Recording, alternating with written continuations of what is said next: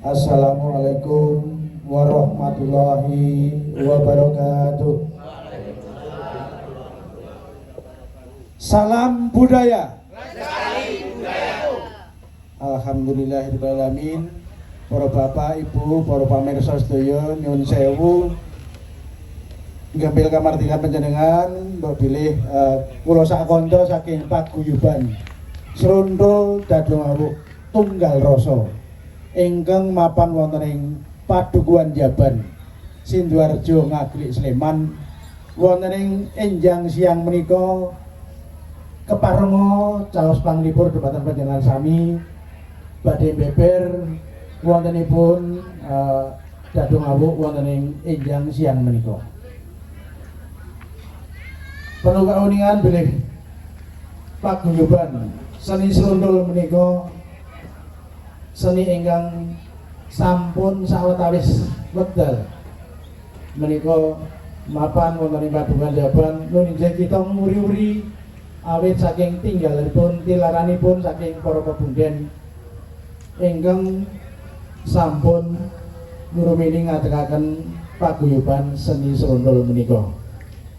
Wonten ing enjang siang menika kita sami badhe caos panglipur beber wontenipun pagelaran seni Srundul.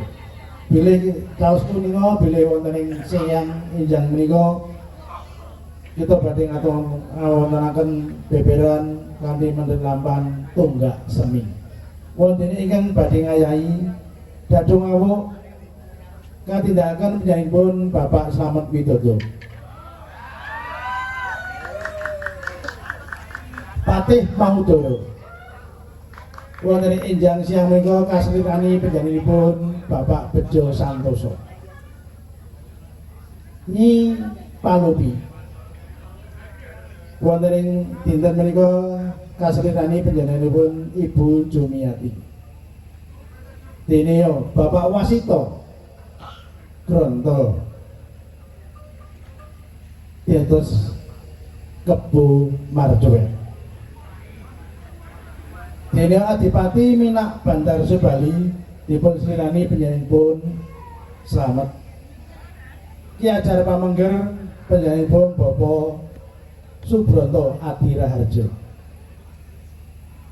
Nyai Tinggo Sari penyanipun Ibu Enrik. Joko Baran dinten menika dipun lampahi penyanipun Bapak Harto Muji. Dene Anggono katindakan penyanipun Mas Danu, Dayun Bapak Sumboto, Paiman Bapak Irwan Jamaluddin, Perjurit Mas Danu, Arifin Dika lan Mas Evi. Pranoto iringan penyanipun Bapak Suryantoro, Wiroswara penyanipun Bapak Sukirwanto. Kaipun penyanipun Bapak Slamet Widodo. Para pamirsa sedaya sugeng amirsani bebering cariyos ing enjang siang menika.